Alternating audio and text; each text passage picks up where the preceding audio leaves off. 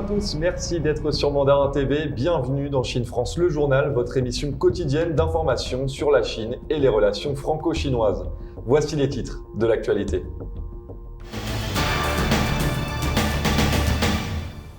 Une bactérie s'échappe d'un laboratoire chinois et contamine de nombreuses personnes.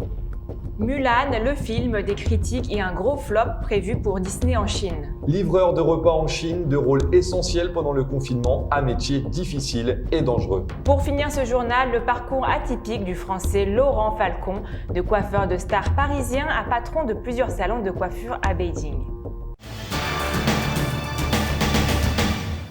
Triste nouvelle, Bernard Debré nous a quittés dimanche à l'âge de 75 ans, à la fois urologue de renommée internationale et homme politique français. Bernard Debré était très proche de l'Empire du Milieu, portrait d'un homme amoureux de la Chine. Issu d'une illustre lignée familiale, Bernard Debré est né le 30 septembre 1944 à Toulouse. Son grand-père, Robert Debré, fut l'un des fondateurs de la pédiatrie moderne, celui de l'UNICEF et le créateur des centres hospitaliers universitaires. Michel Debré, son père, longtemps Premier ministre du général de Gaulle, rédigea la constitution de la Ve République et fonda l'ENA, l'École nationale d'administration. Jean-Louis Debré, son frère jumeau, a été président de l'Assemblée nationale. Bernard Debré fut à partir de 1986 député d'Indre-et-Loire, département dont il a été conseiller général de 1992 à 1994.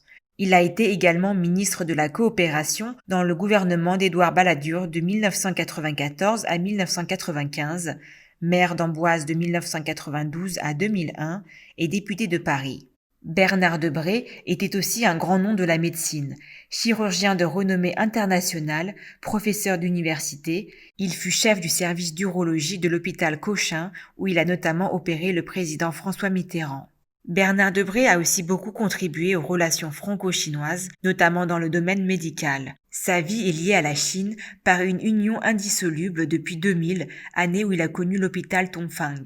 Bernard Debré se rendait bénévolement en Chine pour effectuer des opérations pendant une semaine, environ tous les 3 mois, dans le cadre d'un accord de coopération entre son service d'urologie à Cochin et l'East Hospital Pudong. Grâce à ces efforts, l'hôpital Tongfang est devenu le seul hôpital chinois à être intégré dans le système de sécurité sociale français et l'université de Tongji peut désormais former, conjointement avec la France, des aspirants au doctorat avec un titre universitaire français. Son amour pour la Chine est une histoire de famille. Son père, Premier ministre sous la présidence de Charles de Gaulle, a contribué à l'établissement des relations diplomatiques sino-françaises. Mon grand-père, Robert Debré, a été invité par Mao Tse-tung à venir le voir en Chine. Il avait 94 ans et Mao Tse-tung, qui avait entendu parler de mon grand-père, qui était très célèbre dans le monde, l'avait invité. C'est comme ça que j'ai entendu parler de la Chine. Mon deuxième souvenir, c'est quand j'ai fait le tour du monde. J'étais jeune, je voulais faire le tour du monde, c'était un peu une obsession, une lubie, parce que j'aime beaucoup voyager. Et je suis allé à Hong Kong. C'était pas encore la Chine, c'était encore les Anglais, mais on voyait, quand on allait aux frontières, on voyait la Chine. Et on nous disait, regardez, ce pays, ce continent, très fermé, c'était en 1967. Et puis enfin, j'ai pu y aller. Alors j'ai pu y aller d'abord en visite à Pékin, où j'ai rencontré un certain nombre de Chinois, d'amis et de professeurs de médecine. Et c'est là qu'a pris corps l'idée de créer un service d'urologie à Shanghai. Donc je suis allé à Shanghai et j'ai commencé à opérer dans les services de chirurgie. Et le professeur Liu, le docteur Mao Kaili, d'autres encore m'ont dit il faudrait créer un service d'urologie. Parce qu'il y avait un réel manque. Il n'y avait pas encore de service d'urologie, mais vous savez, c'est comme en France, on n'avait pas isolé l'urologie des services de chirurgie générale. Vous y allez chaque année, plusieurs fois par an avec vos Alors, équipes. j'ai créé ce service, c'est-à-dire que j'ai apporté le matériel et j'ai, avec ma fondation, payé tout le matériel nécessaire pour créer ce service. Et j'ai commencé à opérer dans mon service avec mes amis chinois et des équipes françaises, aussi bien des infirmières, des infirmiers. C'est pas que la Chine avait besoin d'infirmiers et d'infirmières. C'est parce que je pense qu'il est fondamental que les Français, d'où qu'ils viennent, donc qui venaient de mon service, connaissent, se lient d'amitié et forment une grande équipe avec cette équipe chinoise. Et nous avons ainsi formé des équipes franco-chinoises. Des équipes franco-chinoises, c'est très important parce que j'ai reçu à Cochin un professeur chinois qui est resté 7 ans, un autre qui est resté 3 ans, une infirmière qui est restée 2 ans, d'ailleurs elle s'est mariée avec le professeur chinois qui était en France, ainsi de suite. Il y a tout le temps à Cochin des représentants de l'hôpital Est ou même du First People. Et vous avez aussi, grâce à vos efforts, il y a un hôpital chinois de Shanghai qui est maintenant pris en charge par la sécurité française, sécurité sociale. Voilà. Alors, comment est-ce que vous avez travaillé là-dessus pour créer cet échange justement? Dans notre hôpital, l'hôpital Est, nous avons, à la demande du professeur Liu, qui est le président, et d'autres encore, nous avons et nous soignons des étrangers. Il se trouve que, pour les Français, on pouvait envisager qu'ils soient pris par la sécurité sociale française. Donc nous avons passé un accord pour que les Français qui sont et seront soignés à l'hôpital Est soient pris en charge. C'est tout à fait fondamental, non seulement pour l'hôpital Est, parce que ça apporte des malades, et ça donne renommée à l'hôpital Est, mais aussi pour les Français qui, quelquefois, sont un peu déroutés. Vous savez, quand on est malade dans un pays étranger, qu'il n'y a pas la sécurité sociale, ou qu'il faut faire des papiers à n'en plus finir, c'est quelquefois compliqué. Eh bien là, ça devient beaucoup plus simple. Et je pense qu'il faudra généraliser à d'autres hôpitaux cette coopération entre la sécurité sociale française et la Chine pour sécuriser, je dis psychologiquement, les Français. Ils sont malades, ils sont soignés, ils sont remboursés en France. Je voudrais qu'on développe en France la chirurgie traditionnelle chinoise, c'est-à-dire l'acupuncture, et je pense qu'il est important de justement développer cette médecine chinoise parce qu'elle est trimillénaire et qu'on ne peut pas dire qu'elle ne serve à rien, au contraire. En Chine, 3245 personnes ont été infectées par une bactérie, la brucellose. Les bactéries responsables se sont échappées l'été dernier d'une société pharmaceutique à Lanzhou, dans le nord de la Chine. PengPai, un média en ligne installé à Shanghai, a révélé mardi que le nombre de personnes infectées dépasse de loin les prévisions officielles. L'incident a commencé le 24 juillet 2019. Pendant un mois, la société biopharmaceutique de Lanzhou, l'un des plus anciens fabricants de vaccins vétérinaires de Chine et producteur référencé par le ministère chinois de l'Agriculture, a utilisé des désinfectants périmés dans le processus de production de vaccins contre la brucellose. Un grave manquement qui a entraîné une conséquence immédiate, la stérilisation incomplète des émissions de vapeur résiduelles rejetées dans l'atmosphère et transportées par le vent. À l'époque, les autorités avaient réagi et s'étaient montrées rassurantes. Elles avaient dit que l'aérosol formé par les gaz résiduels contenant dans des bactéries ne peut voyager dans l'air que sur une distance limitée et que la dose est également faible, en promettant qu'il n'y aurait pas un grand nombre de personnes contaminées. Mais après que de nombreuses victimes ont été recensées, l'usine a décidé de sanctionner 8 personnes jugées responsables de l'incident et annoncer une indemnisation pour les personnes touchées. Maladie animale transmissible à l'homme, la brucellose provoque de fortes fièvres, des courbatures, des éruptions cutanées et des douleurs musculaires. Surtout présente en Chine dans les années 1980, elle a depuis reculé grâce au développement d'un vaccin et au travail de prévention effectué par les organisations sanitaires. En Bosnie, environ 1000 personnes avaient été infectées. En France, une importante résurgence de la brucellose avait été constatée dès 2016 parmi les bouquetins du massif de Bargy en Haute-Savoie. Alors que la préfecture avait autorisé l'abattage des bêtes, la justice avait annulé cette décision en août dernier, lui demandant d'étudier d'autres solutions. Parmi elles, la ségrégation spatiale des animaux fait l'unanimité au sein des associations écologiques. La taille de l'industrie de l'intelligence artificielle en Chine a atteint fin 2019 51 milliards de yuan, soit 6,3 milliards d'euros. Les chiffres ont été annoncés le 15 septembre lors de l'exposition Smart China Expo Online 2020.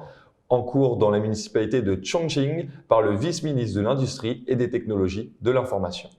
Wang Zhijun, vice-ministre de l'Industrie et des Technologies de l'Information, a souligné que l'industrie chinoise de l'intelligence artificielle montre des capacités d'innovation plus fortes avec des technologies appliquées de classe mondiale, notamment la reconnaissance d'images et la reconnaissance vocale.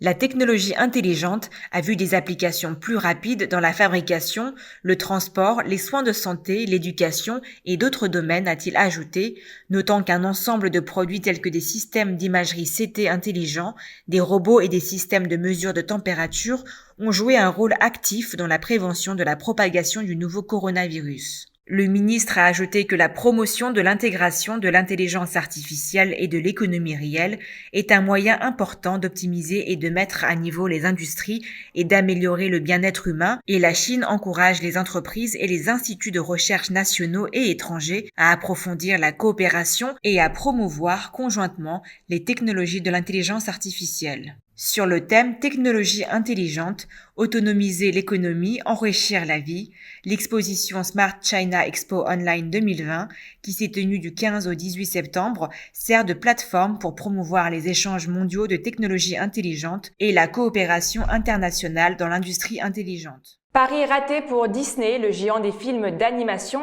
avait pourtant tout mis en œuvre pour séduire le vaste public chinois. Sur Internet, le film est critiqué par de nombreux spectateurs agacés par le manque d'authenticité de ce blockbuster américain qui se voudrait chinois.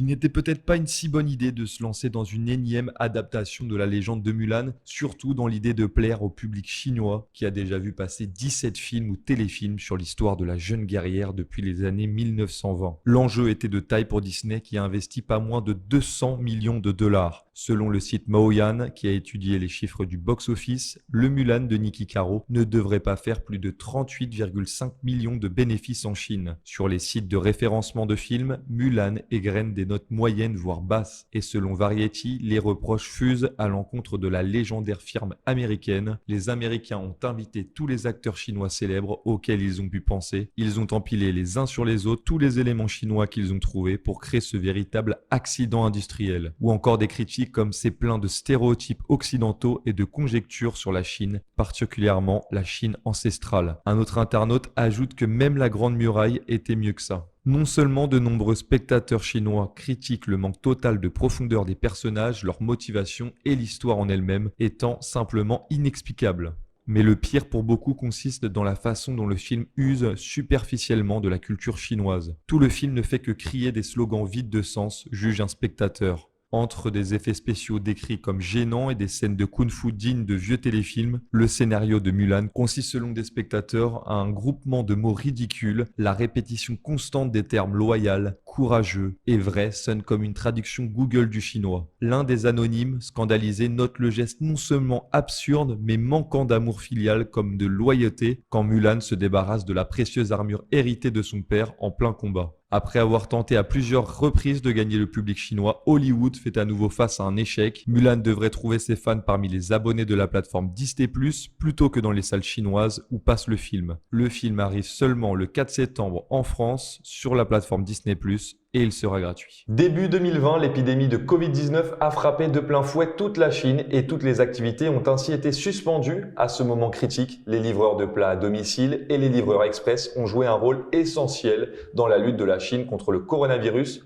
Sauf que la réalité est tout autre. Les livreurs de repas sont confrontés à des conditions de travail déplorables. Les livreurs de repas coincés dans le système. Depuis une semaine, cet article fait beaucoup de bruit sur WeChat, le réseau social très populaire en Chine. L'article dévoile les mauvaises conditions de travail auxquelles sont confrontés les livreurs de repas. Selon l'article, ce secteur a créé une immense valeur, mais il a fini par devenir un fauteur de troubles. Sous l'emprise d'un système d'évaluation, le temps de livraison devient de plus en plus rapide. Résultat, le livreur en scooter devient un emploi dangereux, étant donné qu'ils n'ont pas d'autre choix que de s'élancer le plus rapidement possible vers leur destination par peur de prendre du retard, courant parfois le risque d'accident de la circulation. Comme en témoignent les statistiques, en 2019, le temps moyen d'une commande à livrer de nourriture pour toute l'industrie en Chine a été réduit de 10 minutes par rapport à 2016. Pire encore, un chevalier de Meituan, comme on les appelle, peut être chargé au maximum de 26 livraisons en même temps. Par ailleurs, un autre chiffre horrible montre qu'à Shanghai, un livreur est tué ou blessé tous les 2 jours et demi. Peu après la publication de cet article, la plateforme de livraison en ligne a annoncé qu'elle avait mis à jour l'application en ajoutant un bouton de 5 à 10 minutes de plus d'attente sur l'interface utilisateur, de sorte que ces utilisateurs puissent choisir de leur gré d'accorder un peu plus de temps au livreur. Quant à Meituan, il n'a pas répondu à cette affaire, mais a assuré optimiser son système afin que chaque livreur bénéficie de 8 minutes flexibles tout en garantissant la ponctualité du service pour ses usagers. Certains internautes approuvent les solutions proposées par ces deux applications, tandis que de nombreux autres manifestent leur insatisfaction à cet égard, considérant cette mesure comme un chantage au nom de la morale faite aux consommateurs. Apparemment, ces derniers disposent du droit de résoudre le problème, mais en réalité, le conflit entre plateformes et livreurs s'est transformé en rivalité entre consommateurs et livreurs. D'ailleurs, cette démarche ne s'attaque pas à la véritable cause du problème, car au lieu de pousser des livreurs à respecter le code de la route et les règles de sécurité, elle les incitera à multiplier les livraisons. Laurent Falcon est connu en France pour avoir coiffé de nombreuses célébrités telles que Johnny Hallyday ou encore Tina Turner. De photoshooting, plateaux de télévision et spectacles à Paris, le coiffeur s'envole en Chine pour accomplir son rêve. Aujourd'hui, Laurent Falcon a sa propre marque de salon de coiffure qui porte son nom et a ouvert 2 salons à Beijing, dans les quartiers les plus branchés et huppés de la capitale.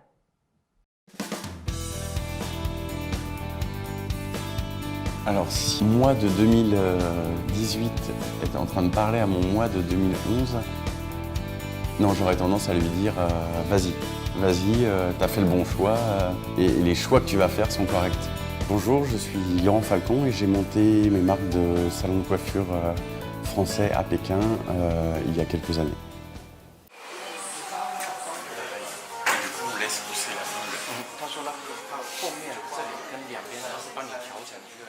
Mes premiers salons de coiffure ont été en Chine et en France, je travaillais uniquement sur des shootings, photoshootings, spectacles, comédie musicale ou TV.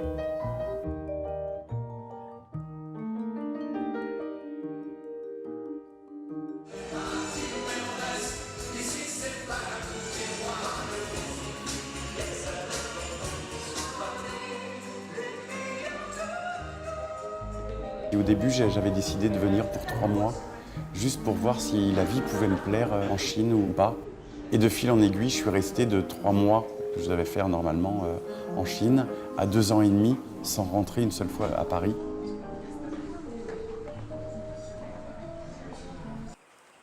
Les opportunités en Chine, pour moi, ont été plus faciles qu'en France. Le premier salon de coiffure que j'ai eu était pas très loin de Gomao. Le deuxième est celui-ci, celui de Sanlitun, où on m'a proposé l'emplacement. Et ensuite, le troisième salon était dans Gomao, ce qui est en réalité pour la France, Sanlitun, c'est un peu Châtelet-Les Halles, et Gomao entre la Défense et les Champs-Élysées. Ce qui fait que oui, je ne pense pas qu'en France, les Champs-Élysées m'auraient appelé en me disant « Viens t'installer en bas de la rue, on a un emplacement pour toi ».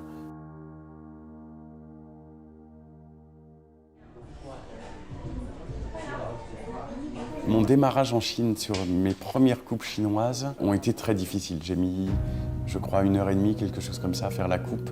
Pourtant, la coupe était simple à la base. C'était un carré à cette longueur-là. Et je me rappelle le premier coup de ciseau que j'ai mis dans la nuque. Les cheveux se sont complètement redressés. La différence entre les coupes et la qualité de cheveux entre un Européen et un Chinois est énorme.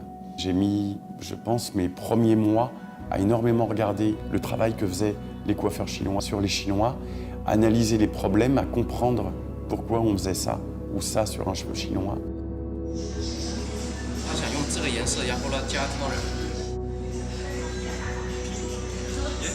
Pour moi, la vie en Chine change très très vite.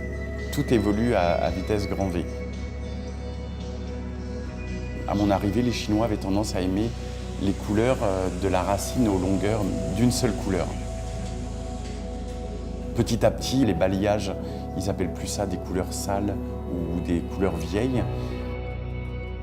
Pour moi, j'ai adapté une technique et des visuels français sur des cheveux chinois.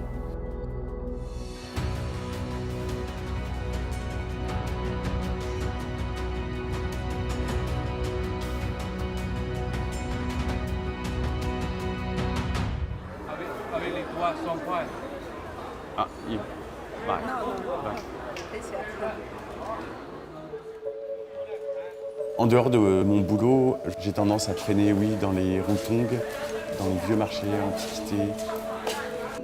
Avec d'autres personnes, on travaille sur l'accueil des Français en Chine. Il y a plein de points que j'ai aimés en Chine et que j'avais envie de faire découvrir aux étrangers qui venaient d'arriver. Ce que je trouve très intéressant dans Pékin particulièrement, c'est qu'on a réussi à mélanger du vieux, du neuf, de l'occidental et du chinois sans que la Chine perde sa valeur. Si je devais recommencer quelque chose, je ne vois pas ce que je changerais pour le moment dans mon parcours.